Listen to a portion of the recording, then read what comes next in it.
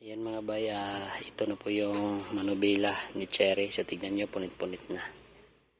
So may nabili tayo. Ito pala yung nakaber. Parang di pala to same sa ano mga bay. Pangit na. Cover. 200 pang presyo na yan. Putik na yan. Buti pati yung 97 mga bay. Ito.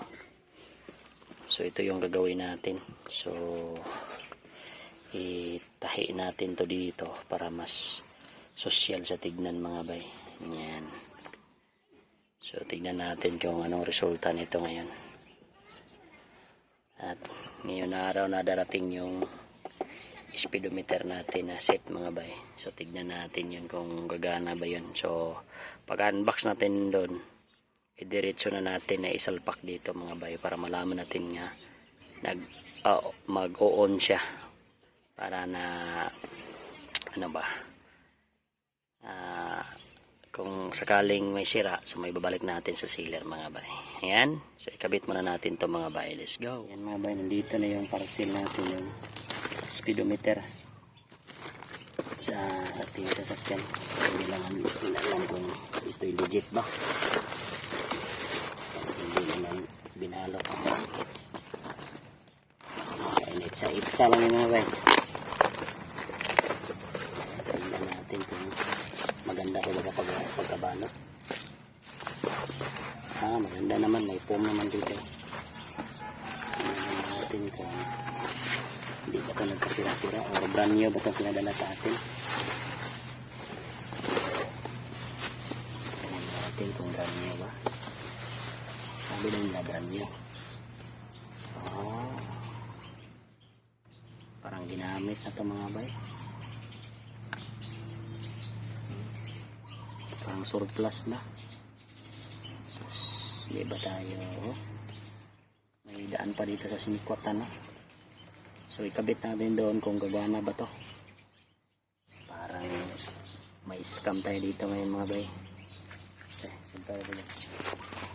Ito kapikat ako.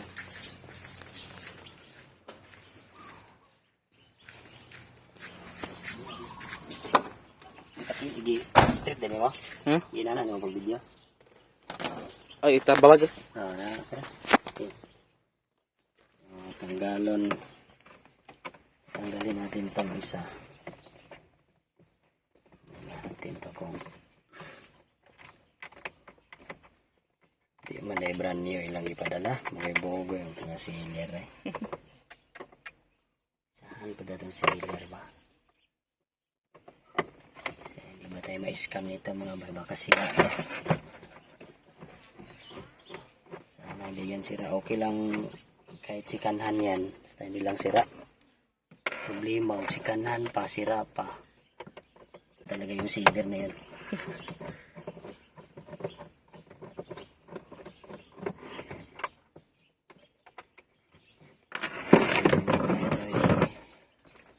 Legit.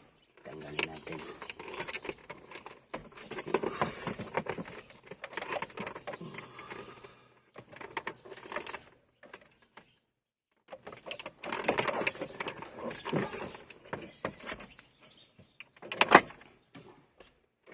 Ito po siya. Mas maganda pa yung frame dito sa atin. Pero okay lang kasi yung frame dito, ito, makukuha pa naman to. Tapos kung gagana lang to, okay. Yan. Tignan natin kung papangsyon ba to. Ano ito ikabit?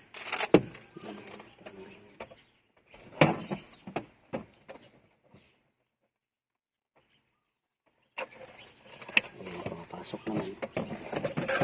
Okay. Start natin. Parang gumana mga bayo. Ayan.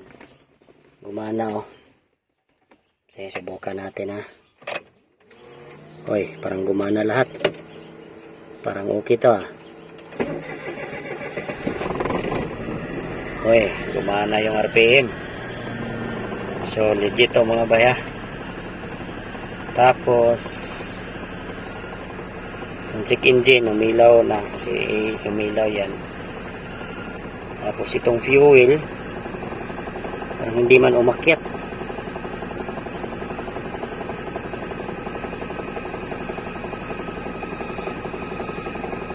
RPM, ang taas nating RPM mo 1. So dapat bababa yan. Okay.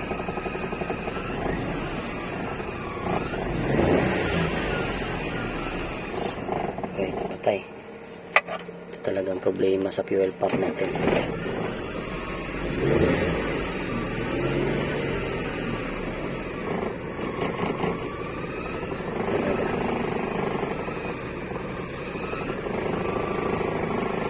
Susubukan natin ito ipatakbo kung gagana ba itong speedometer mga bay.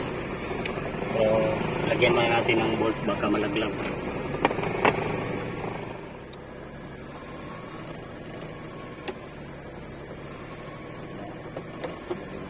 Nasira yung ignition coil. Buti yung pinadala. So, yung odometer sa kinunan nito, malaki ng mileage. 137,792. Grabe yung mileage nito. Laki. So, salamat seller kung gumana na. So, subukan pa namin yung patakbo kung gagana ba yung speedometer nito.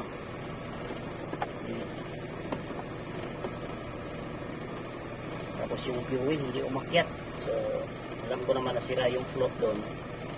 So, okay lang yan. Baka makarating yung fuel pump natin na bago. Gagana na siguro yan.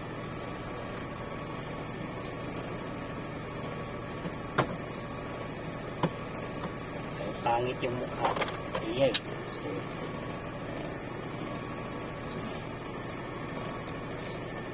Okay, pangit yung mukha. Ano naman? Gumana naman.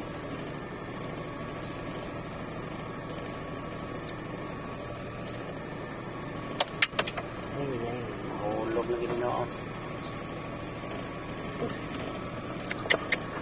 Sabi ito lang.